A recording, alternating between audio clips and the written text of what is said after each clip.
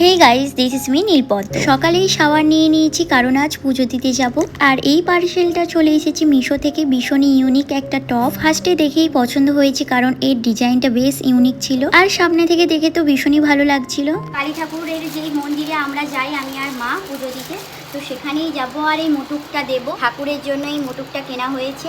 অনেক খুঁজে খুঁজে অনেক কষ্ট করে এই মুটুকটা কেনা হয়েছে, মানে অনেক খুঁজেছি, খোঁজার পর পেয়েছি।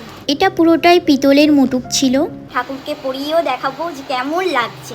মা তো রেডি হয়েই গেছে, আমিও এখানে ঝটপট রেডি হচ্ছিলাম। শর্ট কুর্তির ম্যাচে একটা কানেরও পরে নিলাম পাতা পাতা টাইপের। আর আজকে সেরকম নিয়ে যাওয়ার কিছু ছিল না, শুধু ফোনটাই ক্যারি করব, তাই এই ওয়েস্ট ব্যাগটা নিলাম। এখন চুল বাঁধবো না, বাট ক্লিপটা রেখে দিলাম কারণ হাওয়া দিলে চুল অনেক উড়বে তাই।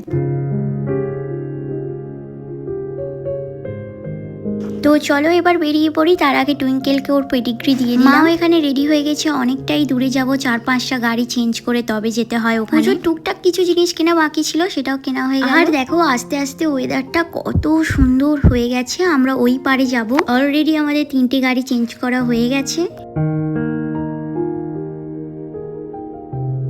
প্রায় 2 থেকে আড়াই ঘন্টা টাইম লাগে। আবার এইদিকে চলে এসেছে প্রচন্ড জোরে বৃষ্টি। এই যে ফাইনালি চলে এসেছি মন্দিরে। মন্দিরের গেটও খুলে দিয়েছে, আর অনেক বেশি জাগ্রত এক কালী মায়ের মন্দির। তোমরা যারা যারা আমার ভিডিও দেখছো ফোনের ওপার থেকেই কালী মাকে প্রণাম করে নাও। মুটুকটা আমাদেরকে এইভাবেই দেখিয়ে দিল কারণ আজকে পড়াবে না, ভালো একটা পুজোর দিন দেখে পড়ানো হবে। সকাল থেকেই আমরা উপোস করেছিলাম, তাই পুজোর শেষে চিপস খেলাম একটু। অনেক হাঁপিয়ে গেছি, অনেকটা দূর থেকে এসেছি। এখন এই জোম্যাটোতে খাবার অর্ডার দেব।